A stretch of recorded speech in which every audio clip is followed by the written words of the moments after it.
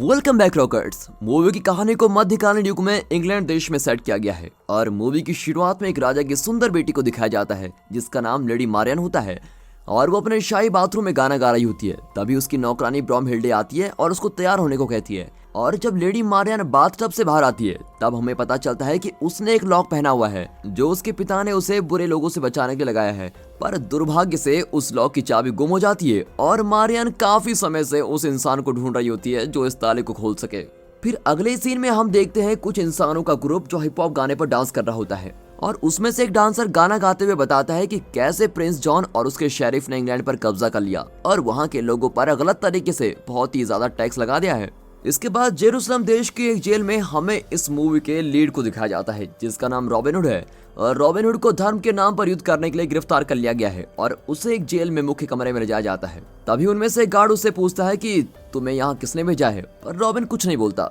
जिसके कारण वो गार्ड उसकी जीभ को ढीले करने वाले औजार से उसे सजा देता है और रॉबिन कुछ नहीं कर पाता और फिर थका हुआ गार्ड रॉबिन को चेन से बांधता है। तभी रॉबिन के पास बैठा हुआ कैदी जिसका नाम अस्नीस होता है वो बोलता है कि वो दोबारा तुमसे पूछताछ करेंगे और फिर गार्ड के जाने के बाद दोनों कैदी एक दूसरे को अपना परिचय देते हैं और जल्द ही उन दोनों में दोस्ती भी हो जाती है। रॉबिन को बंदी किसी गंभीर कारण से बनाया गया था जबकि अस्नीस को सिर्फ सड़क पर चलने के कारण जेल में डाल दिया गया है और जल्द ही वो दोनों यहाँ से फिर भागने की योजना बनाते हैं और फिर मेटल बार पर प्रहार करते हैं जो कि उनकी जंजीरों को पकड़े हुए है और किस्मत से वो बार भी टूट जाती है और अब वो दोनों अपने आप को आजाद कर लेते हैं और फिर वो दोनों जेल में बंद सभी लोगों को आजाद करके वहाँ से मिलकर वेंटिलेटर के रास्ते भाग जाते हैं। अब अगले सीन में हमें रॉबिन और अस्नीस को किसी समुद्र तट पर दिखाते हैं जहाँ पर रॉबिन अस्नीस को धन्यवाद करता है क्योंकि उसने जेल से भागने में उसकी मदद की है और इसी दोस्ती के कारण वो किसी भी परिस्थिति में उसकी मदद करने का वादा करता है। अब ये सुनकर अस्नीस अपनी जेब से एक तस्वीर निकालता है जो कि उसके बेटे की होती है जिसका नाम अकू होता है। फिर वो तस्वीर रॉबिन को देता है और उसे अपने बेटे की देखभाल करने का अनुरोध करता है जो कि इंग्लैंड में है। अब रॉबिन उसे पूछता है कि अकू इंग्लैंड में कैसे चला गया और फिर अस्नीस बोलता है कि वो एक्सचेंज स्टूडेंट कोटे से वहां पर गया है और तब रॉबिन अकू की देखभाल करने का वादा करके वहां से चला जाता है। अब एक सामान्य इंसान की तरह नाव पर यात्रा करने के बजाय वे पूरे रास्ते को स्विमिंग करके जेरूसलम से इंग्लैंड में जाता है और वहां पर पहुंचने के बाद वो एक घोड़े पर चढ़ जाता है और अपने घर की तरफ चलने लगता है और रास्ते में वो जा रहा होता है तभी अचानक से वो कुछ सैनिकों को एक अफ्रीकन लड़के को मारते हुए देखता है और फिर रॉबिन जल्दी से ये अनुमान लगा लेता है कि ये तो अकू ही होगा क्योंकि इस इलाके में और कोई भी अफ्रीकन नहीं है। अब वो लड़की को बचाने के लिए दौड़ता है और अपने अच्छे लड़ने के हुनर के कारण आसानी से सभी को हरा देता है। अब उसके बाद वो दोनों घोड़े पर बैठकर रॉबिन के घर लॉक्सली हॉल की तरफ चलने लगते हैं लेकिन बदकिस्मती से जब वो वहां पर पहुंचते हैं तो देखते हैं कि घर को एक आदमी खींच कर लेके जा रहा होता है। तभी रॉबिन गुस्से में उस आदमी के सामने जाता है और पूछता है कि ये चल क्या रहा है, पर वो आदमी बस उसको एक लेटर देता है और जब रॉबिन उस लेटर को पढ़ रहा होता है तो उसे पता चलता है कि प्रिंस जॉन ने समय पर टैक्स न भरने के कारण उसका घर जब्त कर लिया है। अब रॉबिन अपनी पूरी कोशिश करता है उस आदमी को समझाने की कि वो जेरूसलम के जेल में बंद था जिसके कारण वो टैक्स नहीं दे पाया, पर वो आदमी उसकी एक भी नहीं सुनता और घर को लेके वहां से चला जाता है। और फिर ये देखकर रॉबिन बहुत ही उदास होता है कि अब करूं क्या, और तभी उसे अपना अंधा नौकर बिल्किन याद आता है और दोनों को बहुत दिनों के मिलने के बाद खुशी भी होती है। पर रॉबिन जल्दी फिर से उदास हो जाता है जब उसे पता चलता है कि उसके पिता का निधन हो गया है और फिर बिल्किन बोलता है कि उसके दूर रहने के कारण उसकी माँ, भाई, कुत्ता, बिल्ली और सुनहरी मछली भी मर गई है। और इसी बीच बिल्किन बात करते हुए रॉबिन को एक पेंडेंट देता है और बोलता है कि ये उसके पिता का आखिरी उपहार है। फिर वो पूछता है कि इसके अंदर क्या है। बिल्किन कहता है कि इसमें इस दुनिया के सबसे बड़े खजाने की चाबी है। उसके बाद रॉबिन अकू का बल्किन से परिचय करवाता है और जब तीनों बात कर रहे होते हैं तभी एक लड़का जंगल से उनकी तरफ दौड़ता हुआ आता है और एक अच्छे इंसान होने के खातिर रॉबिन उस लड़के से पूछता है कि तुम्हारे साथ कुछ गलत तो नहीं हुआ। फिर लड़का बोलता है कि उसका पीछा रॉटिंगम का शेरिफ कर रहा है और थोड़ी देर में शेरिफ अपने आदमियों के साथ वहां पर पहुंच जाता है और लड़के को वापस मांगता है लेकिन रॉबिन इसके लिए मना कर देता है जिसके कारण उनमें काफी कहासुनी होती है और रॉबिन सबके सामने शेरिफ की बेइज्जती भी करता है। अब इससे पहले कि वो उस ग्रुप को दूर भेजता वो प्रिंस जॉन से बदला लेने की कसम खाता है। अब उसके बाद हमें दिखाया जाता है कि रॉटिंगम का शेरिफ प्रिंस जॉन से मिलता है और वो उसको बताता है कि रॉबिन उसके पीछे आ रहा है और फिर हमें पता चलता है कि उस साम्राज्य के शासक के रूप में प्रिंस जॉन एक्टिंग कर रहा है जबकि उसका भाई जो राजा है वो धर्म युद्ध में लड़ने के लिए गया है और यहाँ पर राजा का भाई बैठा हुआ है जो अब असली राजा के न होने पर वहाँ पर लोगों पर ज्यादा टैक्सेस लगा रहा है। अब इस बात से रॉबिन डरने लगता है और परिस्थिति को संभालने के लिए कुछ सोचने लगता है और जब उसको कोई समाधान नहीं मिलता तो वो किसी काल कोठरी में जाता है जहाँ वो एक लिट्रीन नाम की डायन से मिलता है। जॉन लिट्रीन को अपनी पूरी बात बताता है और उससे रॉबिन को हराने का तरीका भी मांगता है। लिट्रीन मदद करने के लिए सहमत भी हो जाती है लेकिन बदले में वो जॉन से अपने क्रश शेरिफ जो कि शहर या जिले का हाकिम है उसके साथ करीब आने में मदद मांगती है। हालांकि प्रिंस को यकीन है कि शेरिफ इस डैन के करीब कभी नहीं आएगा, फिर भी वो हाँ बोल देता है। और फिर हम देखते हैं कि रॉबिन और उसका दल महल पर जाने के लिए जा रहे होते हैं, पर उन्हें एक पुल पर लिटिल जॉन का एक बहुत ही बड़ा दानव रोक देता है। अब रॉबिन उस लिटिल जॉन को बोलता है कि हमें जाने दो, पर लिटिल जॉन उन्हें बोलता है कि तुम्हें सबसे पहले टोल टैक्स देना पड़ेगा, लेकिन रॉबिन मना कर देता है और फिर दोनों लड़ाई करने लगते हैं। अब साइज में छोटा होने के कारण भी रॉबिन उस विशाल दानव को हरा देता है और पास की नदी में फेंक देता है, पर लिटिल जॉन को तो तैरना ही नहीं आता और वो डूबने लगता है। लेकिन जब लिटिल जॉन बहुत कोशिश कर रहा होता है तो वो उसकी मदद कर देता है,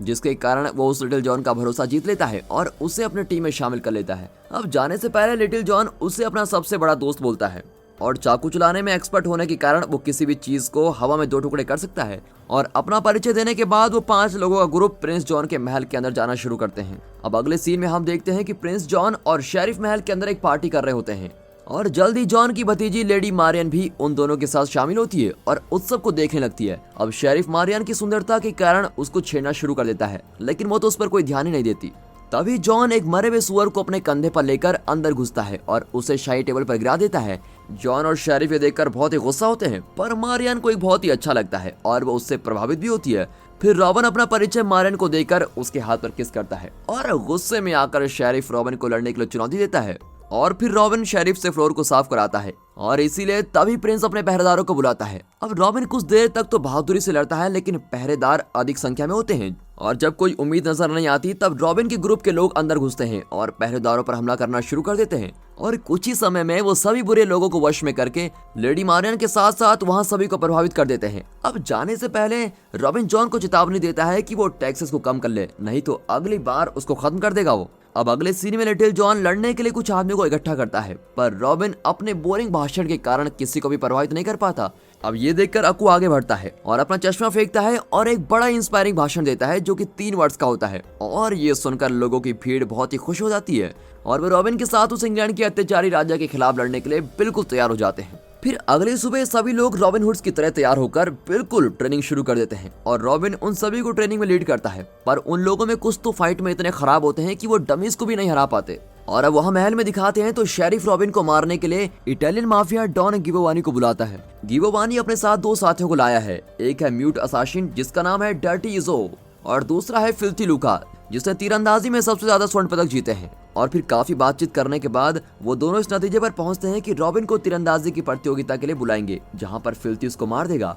और जब रॉबिन की भीड़ लोगों के खिलाफ होगी और उसे हारा हुआ बोलेगी तब डर्टी इजियो चुपके से उसकी हत्या कर देगा। और इस प्लान को सुनकर सभी बहुत ही खुश हो जाते हैं और हंसने लगते हैं, पर इन सब की सारी बातें लेडी मारियन सुन लेती है और जल्दी सारी बात अपने नौकरानी को बता देती है। फिर दोनों थोड़ी देर बात करने के बाद महल से बाहर जाकर रॉबिन को सारी बात बताने की योजना बनाते हैं और फिर लेडी मारियन अपने घोड़े को बुलाती है और उस पर कूद जाती है, पर जब ब्रूमहिल्डे की बारी आती है तब घोड़ा आगे चला जाता है जिसके कारण वो फर्श पर ही गिर जाती है। और फिर थोड़ी देर में वो रॉबिन के शिविर में पहुंच जाती है और शेरिफ के प्लान के बारे में सब कुछ बता देती है। फिर वो इस मुसीबत से बाहर रहने की कसम खाता है, पर जब मारियन महल में तीरंदाजी की प्रतियोगिता के बारे में बताती है तो उसे फिर से दूसरे विचार आने लगते हैं और अगर बात तीरंदाजी की प्रतियोगिता की है तो भले ही उसका जीवन खतरे में क्यों ना आ जाए, अब तो उसको इस उत्सव में शामिल होना ही पड़ेगा। अब इसके बाद रॉबिन अपने लोगों को एक शो दिखाता है और पर्दे के पीछे से गाने लगता है। फिर वो अपनी तलवार निकालता है, पर पर्दे से दूसरी तरफ के लोग कुछ और ही सोचने लगते हैं। अब शो खत्म होने के बाद वो मारियन को एकांत में लेके जाता है और उसके लिए अपनी भावनाओं को व्यक्त करने लगता है, पर जैसे ही वो उसके साथ संबंध बनाने के लिए आगे बढ़ता है तो उसे पता चलता है कि उसके नीचे तो ताला लगा हुआ है। फिर मारियन उसको बताती है कि ये चीज उसके पापा ने उस पर लगाई है ताकि वो शादी से पहले कुछ वैसे काम न कर ले। अब ये सुनकर रॉबिन उसे किस करने की कोशिश करता है, पर ब्रूमहिल्डे उसको रोक देती है और बोलती है कि हमें देरी हो रही है, हमें जाना है। फिर दोनों अपने घोड़ों पर सवार हो जाते हैं और जाने से पहले रॉबिन उसको फिर से मिलने की कसम खाने लगता है। अब अगले सीन में हमें महल दिखाया जाता है जहाँ पर वार्षिक तीरंदाजी प्रतियोगिता होने वाली होती है और दुनिया के बहुत से कौशल तीरंदाज इनाम को जीतने की उम्मीद के लिए वहाँ पर आए होते हैं। अब रॉबिन भी उन लोगों के साथ वहाँ पर होता है और वो सभी लड़कियों की ड्रेस में होते हैं और रॉबिन एक बूढ़े आदमी की ड्रेस में होता है। अब जल्दी प्रतियोगिता शुरू होती है, पर सिर्फ 2 ही इंसान बुलाए पर मार पाते हैं और वो दोनों और कोई नहीं, फिल्थी लूका और रॉबिन होते हैं। अब ये देखकर शेरिफ जल्दी जान जाता है कि वो दूसरा इंसान रॉबिन ही है जिसने अपना रूप बदला हुआ है। अब इसी बीच में डर्टी इजो पास के एक टावर में छिपकर रॉबिन पर शूट करने के लिए तैयार होता है और रॉबिन और फिल्थी लूका के बीच पहला मैच ड्रॉ हो जाता है। फिर उन्हें दूसरा मौका दिया जाता है। अब रॉबिन पहले जाता है और फिर से बुलाए पर निशाना लगाता है और फिर वो अपनी ओल्ड ड्रेस को निकालकर सबको बताता है कि वो कौन है। अब ये देखकर मारियन बहुत ही खुश होती है। हालांकि जब फिल्थी लूका की बारी आती है तो वो एक अच्छे लक्ष्य के साथ रॉबिन के तीर के ऊपर ही अपना तीर मारकर डबल बुलाई कर देता है और ये देखकर लोगों की भीड़ फिल्थी लूका के लिए जय जयकार करना शुरू कर देती है और उसी समय पर रॉबिन को हारा हुआ कहने लगती है। अब ये सुनकर रॉबिन को बड़ा ही सदमा लगता है क्योंकि वो कभी भी तीरंदाजी प्रतियोगिता में नहीं आ रहा था। तभी वो मूवी की स्क्रिप्ट को निकालता है कि सब कुछ ठीक है कि नहीं और किस्मत से उसको पता चलता है कि उसके पास अभी भी एक और शॉट बचा हुआ है। फिर जॉन और शेरिफ भी स्क्रिप्ट को देखते हैं और इसको मान लेते हैं। तो फिर बिना समय गंवाए रॉबिन अपना तीर निकालता है, लेकिन जैसे ही वो शूट करने के लिए तैयार होता है फिल्थी लूका उसको धक्का दे देता है, पर फिर भी तीर पूरे दर्शकों के बीच से हवा में जाते हुए बुलसाई पर लग जाता है और जिससे वो ये प्रतियोगिता जीत जाता है और ये साबित हो जाता है कि मूवी के राइटर्स अपने हीरो को जिताने के लिए कुछ भी कर सकते हैं। अब रॉबिन अपनी जीत का जश्न मना रहा होता है और ये देखकर शेरिफ अपने आदमियों से रॉबिन को गिरफ्तार करने को बोलता है।